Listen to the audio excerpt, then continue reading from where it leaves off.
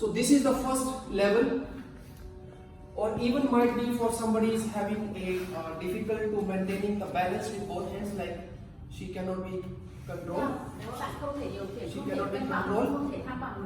So in this case, you can try with one hand. One hand she can be controlled. You can see that. But we will be practice today. The two members will practice together. So that you can feel and you can experience your maximum capacity, your maximum ability to come in the posture.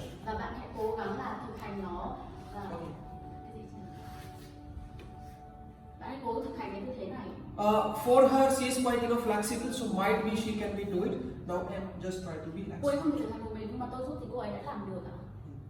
Or you try with the straight.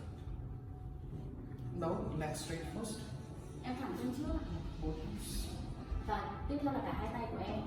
So you have to be control your partner, giving her responsibility.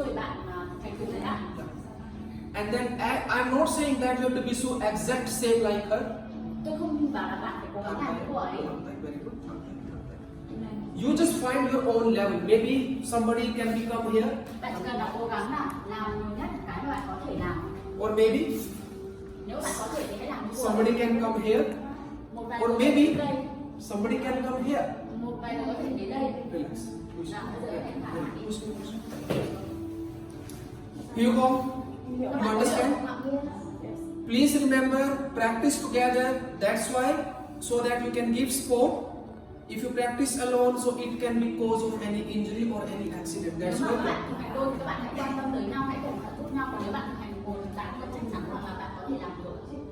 We will learn to think. Why? Nin lắng nha. Cần tập trung thêm. You have to give adjustment to the spot. Yes. Yes. Good. Yes. Control. Very good. Strong spine. No need to push harder. No need. Yes. Try. Help. And helping. You help her. Good. 2, 4, 5, 6, 7, 8, 9, 10.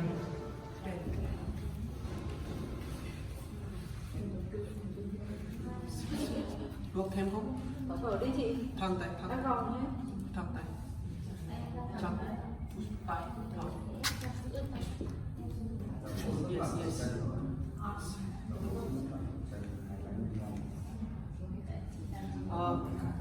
Chậm. Đi xuống. Em nào nâng hai cô chân chậm.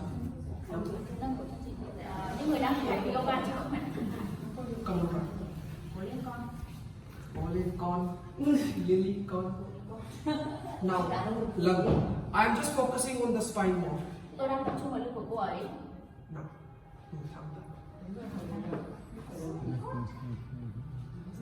Do not push harder. I'm telling you. You feel it's enough. Okay. Không được là nếu mà bạn ấy tác động của bạn ấy, chỉ cần bạn ấy cảm nhận cơ thể của bạn ấy là được. Nắm được cổ chân rồi đấy. 8, Nắm cổ chân. 9, very good. Lunge, healthy. See nearby. Giúp cho cô ấy cầm được cái chân của mình. Được không? Rồi, nào. Surgeon ready. Đúng.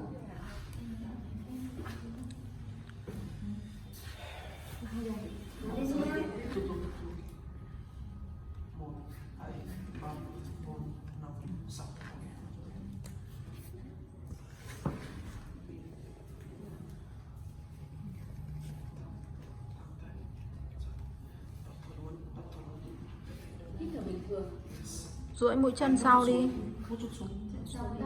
Duỗi mũi chân, đúng rồi.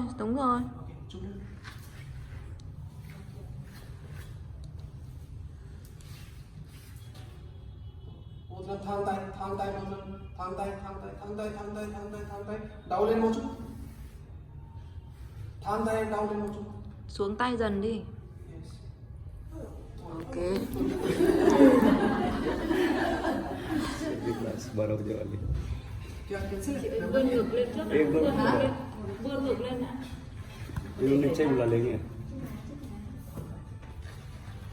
tay chị trước.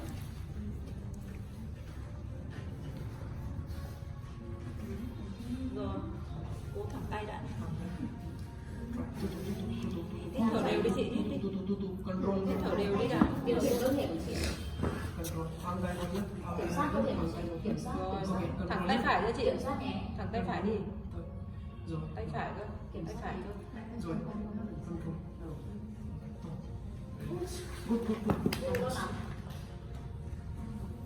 Được rồi. Mặt lần. Chào.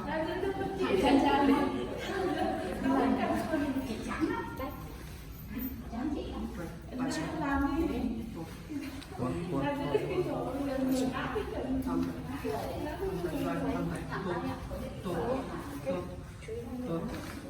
Thang tay xuống, thang tay vuông, thang tay